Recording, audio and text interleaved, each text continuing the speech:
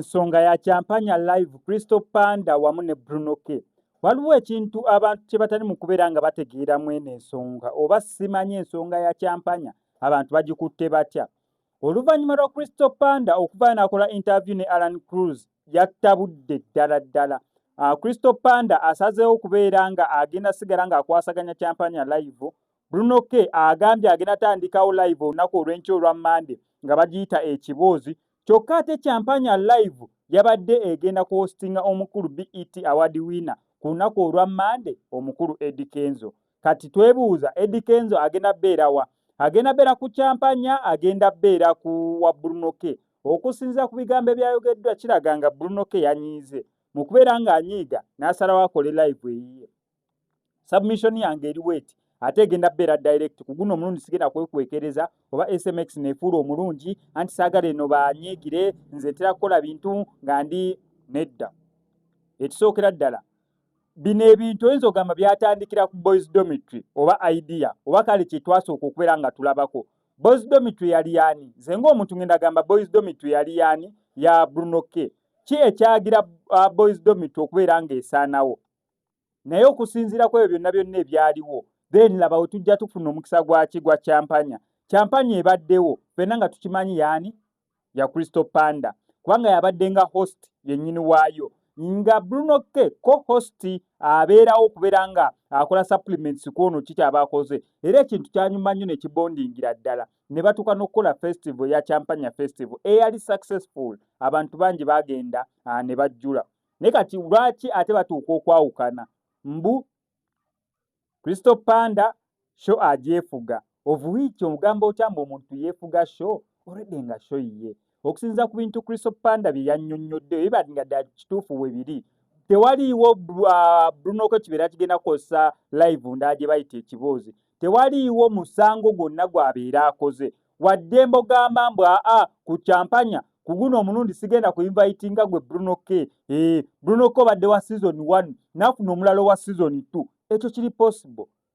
Gwe creatinga ekiboozi out of okubeera nti ono ayogedde kino oba kiri ogamba otya mbunira omuntu annimyeko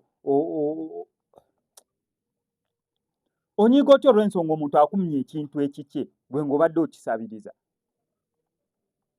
Kati nze ekyo kye neebuuza tosobola nyiiga nnyo to that extent. Ekirungi ekiriwo tanaba kubeera ng'avaayo kubeera ng'ayogera Bruno K oba ayogere kino oba kino yagambe bugambi kaakole yiye. Kati eyeeyiyo Bruno K omuntu yenna yenna wanajja n'akusinduwalirako amannyo n'awoza kinene oba kiri naawe ng'okola ekintu nga Crystal Panda kyakoze kubanga kati eyo ekiboozi kikyo nga ggwe omuntu nga Champagne weeri ya Crystal Panda nga ye omuntu tewaliwo nsonga yo. Simanyi abantu lwaki ekintu kino bakitutte wala nnyo compared ku ekibadde kino okubeera. Bruno K oba kwali ku Champagne oba taliiko Champagne ya Crystal Panda ekyo kyo kiri cleared. Kati oba aleetaani oba hostingaani kyonna kyagenda okubeera ng'akolerako okwo kya Crystal Panda. Kati Bruno K okoze ekikyo oli waddembe okuhostinga invitinga Crystal Panda ne mukuba ekiboozi mwenna. Simple. Naye omugambo gutookomose abaana boogedde bino kyasinze kyensigadde neebuuza kati omukulu Eddie Kenzo omugambo guli mu kubeera nga gutookomoka. Sigala ko wano ku SMX Media ngenda beera nga nkuwa updates zonna buli zoweetaaga kyonna okukola subscribe nga notification bell ebisigadde bitulekere. Ocreatinga Champagne eyo nakera ku makya gwe ng'omuntu nkujira gojja okweronderawo byagala otwala. Yes Nkedde ku makya omanyize 6 ku babbaala ewange sawa mbeeramu oluva ku mulimu waka gym waka so obudde bw'ekirombera idol Esther Mutesasira mukwano gwange omwalo oyo bomumanyi muwala wa Julie Mutesasira n'abantu abalala bakyali bange so one night nkwata essimu yange ngenda live ku TikTok nga sinali sigenda ngako live kiro ngenda live tandika okuvibinga n'abantu day one ndaba abantu bayiika bangi Esther ajjako ng'abantu beeyongera bali mu 13 nze ne Esther tuvibe kine ntandika omubuuza do you love me nga bwolaba Miki bw'abeera noono omuwala hala kati ndaba abantu bali bangi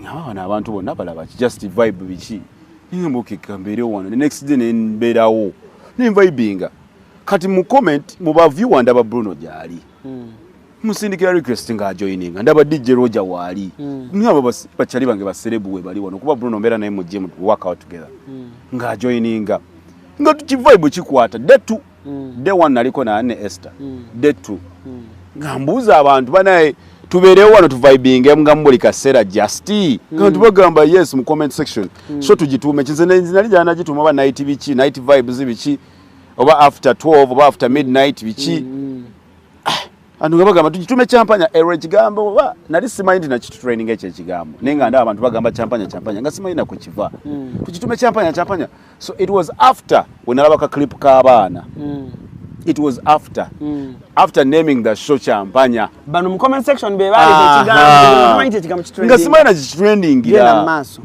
nga simaindi na kitegeza nga abantu vibes champanya vibes mu comment section nga chekisinga mu nyanga okay tujitume champanya vibes champanya live nali njitume na chimpanya simanya kwigamba ngendo okulaba after naming the show ntika clip katambula akabana nga bababuuza champanya ningamba ebana bana bachogera abantu kwe bakijja kati nze nali simanyi okay it was after then kati I'm going to be honest with you TikTok show we yakwata waliwo bachali banga batuukirira besijja kwogera Bruno mujeko mwana record yembi agenda kugira wado ina clean name yours Crystal again you know abefula abawa amagezi and I understand where they're coming from because they know me because bainengeje bandabamu noli kugamba omuntu ainengeje akulamu noli aina jakulamu mujeko Bruno tomuza agenda kula bisabu bye nyali agenda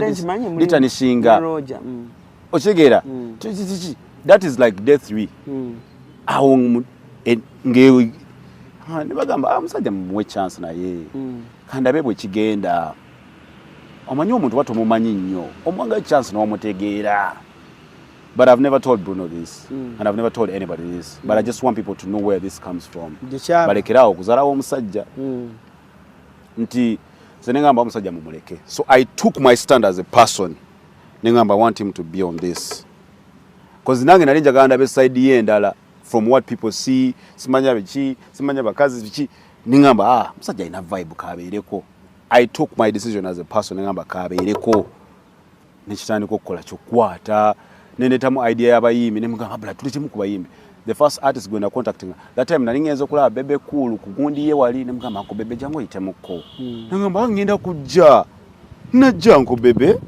sindiaze gundi ate boleta abasitanga abo abantu bagala bawulira simugana nga kwetuli sina buzibu na muganda wange nze blood embassy kwa respect sikola nabo I work with you because I know choli ate kwa respect ate manyi chongattako aina cha sobola okugattako sho kye sobola aina nyina kyengatta ku sho kyatasobola so nze sinzawuliriza bigambo by'abantu nze when I decide nti ngenda kukola kino nzo mmanyi mbeera waawo unless if you disappoint me as a person so nze sina anything bono ye munene ono ye mutono